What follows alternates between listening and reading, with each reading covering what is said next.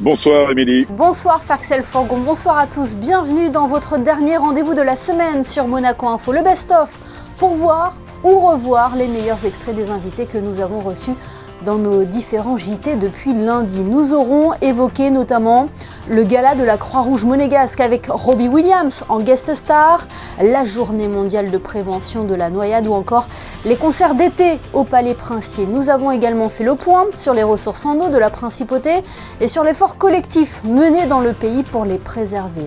Les journées mondiales de la jeunesse au Portugal, où une centaine de jeunes monégasques participent, auront aussi été évoquées sur notre antenne.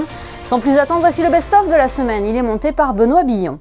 Il y a deux aspects sur le gala. Un, je dirais, c'est la notoriété de la Croix-Rouge monégasque.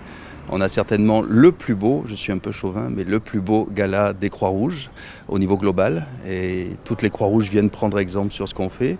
Et le deuxième intérêt pour la Croix-Rouge monégasque, c'est très clairement financier, puisque c'est à peu près 30 à 50% des dons annuels qui sont collectés pendant cette soirée.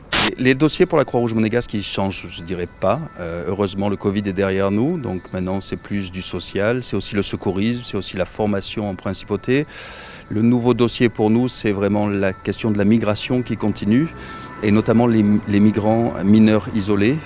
On est très actifs sur ces thématiques, que ce soit en France, mais aussi en Italie. En termes de surveillance, il est vrai que quand on surveille ses enfants ou les enfants des autres pendant de très longues heures, à un moment, on veut un petit moment de repos.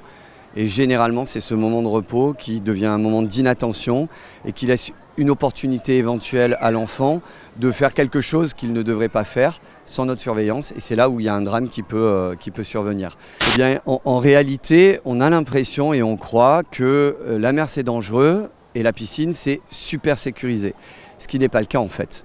Déjà, on coule beaucoup plus dans de l'eau douce et effectivement, comme on a l'impression qu'on est dans un milieu plutôt clos, on va avoir un peu moins d'attention ou beaucoup plus d'inattention. C'est exactement la même chose dans les rivières, surtout les petits lacs où on se dit non, finalement c'est relativement calme, on entend les cigales, on est au milieu de la nature, on ne s'attend pas à ce que ça puisse être aussi dangereux. Chaque semaine, nous avons plus de 60 enfants du lundi au vendredi en stage chez nous pendant 10 semaines. Ces enfants font ce qu'on appelle du multi-activité, aussi bien de la plongée, de la randonnée palmée, de la plongée libre, du sauvetage aquatique, du saut de bateau, du matelotage et ainsi de suite. Et tout est orienté sur la notion de binôme. On n'est jamais seul, on est toujours plusieurs et on fonctionne tous les uns avec les autres, les uns pour les autres. Un peu comme les mousquetaires, on devient les mousquemères.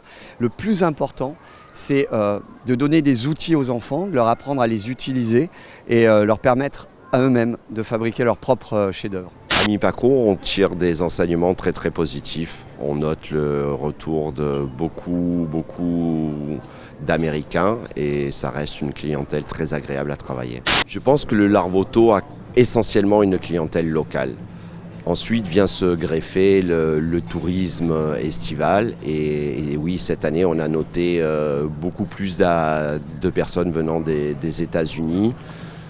Certainement que les efforts de la direction du tourisme ou des choses comme ça ont fait qu'on est devenu une destination plus attractive pour les USA et il y a eu ensuite, de ce que nous disent les clients, beaucoup de vols qui ont été rajoutés à destination de Nice.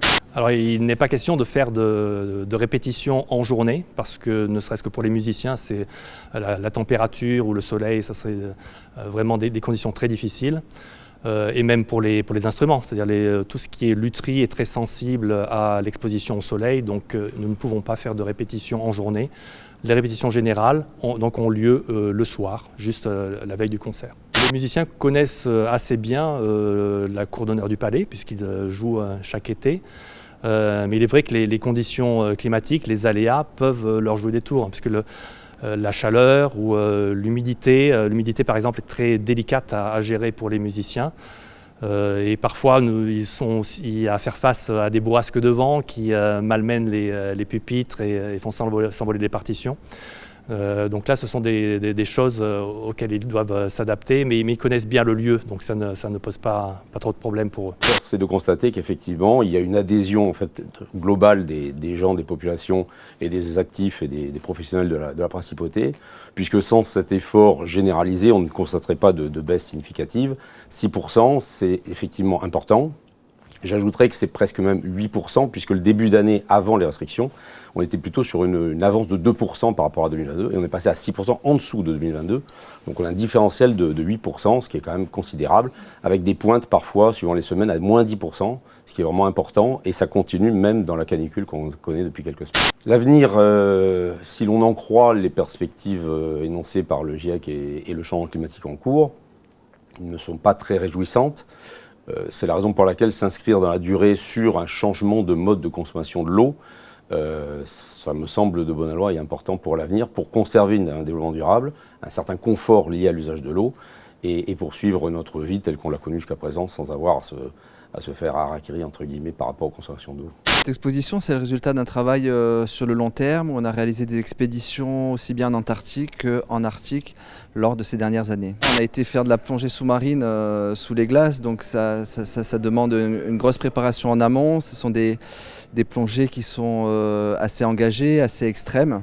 C'est un petit peu comme toutes les expéditions, hein, sauf que là, il y a une particularité, c'est le froid. Donc il a fallu qu'on s'adapte au froid. Alors on était très bien équipés avec un équipement spécial. Et puis les zones d'accès aussi sont assez compliquées. Après, vous savez, quand on est dans l'eau, quand on est face à cette biodiversité, il y a un tel émerveillement qu'on oublie un petit peu toutes ces préparations, ces galères.